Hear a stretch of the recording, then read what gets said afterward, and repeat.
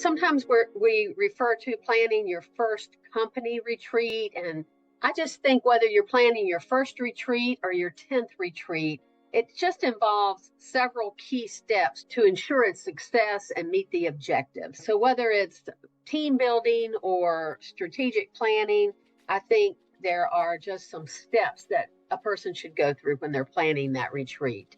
I would suggest the first step would be to define the objectives of the retreat. You need to identify what those main goals are. So they could include team building, as I mentioned earlier, strategic planning, training. You just want to make sure that your objectives are clear.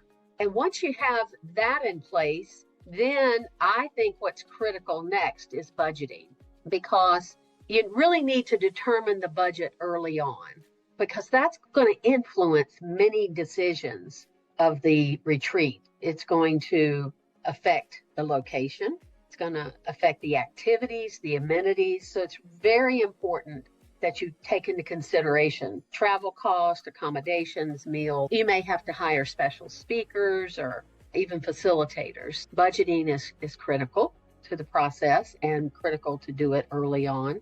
You need to select a location, and that may not necessarily mean the venue.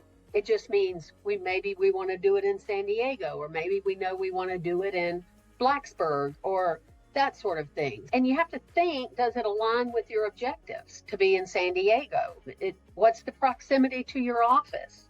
Do you want to reduce travel time? Does that matter?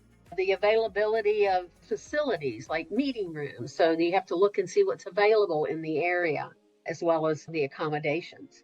I think once you've defined your objectives, have a budget somewhat in place, and you just select your location, now I think it's important you've got to hone in on some dates. Is it a set of dates that particular retreat has to take place on the same dates every year?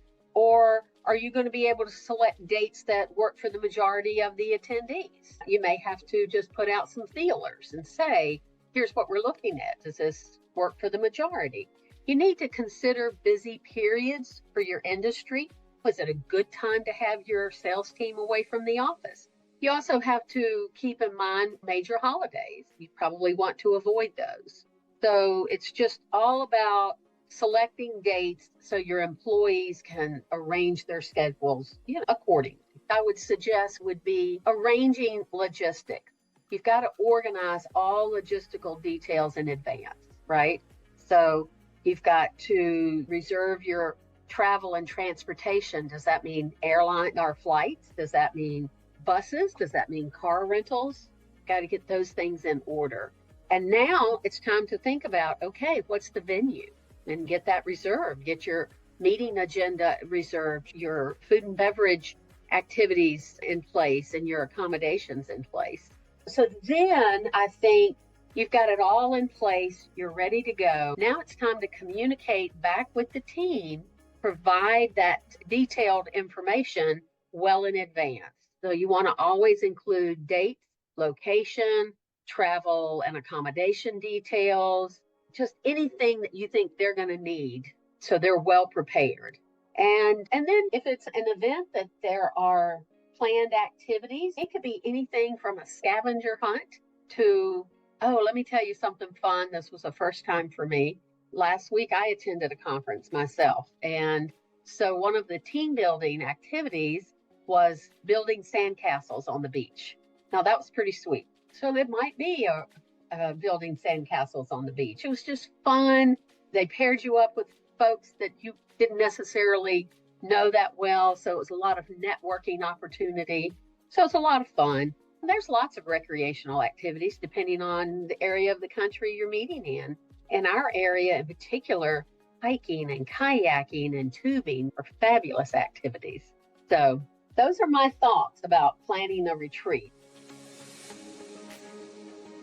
I think the first step, once you've been given that responsibility, then you need to meet with the powers that be, have them define the objectives of the retreat, of the meeting. I really do. I think that's key, because once that's defined, it will help you to identify and move forward. I think budget is important. And you can't budget 100%, If it's a repeat retreat, you know what you've spent in the past.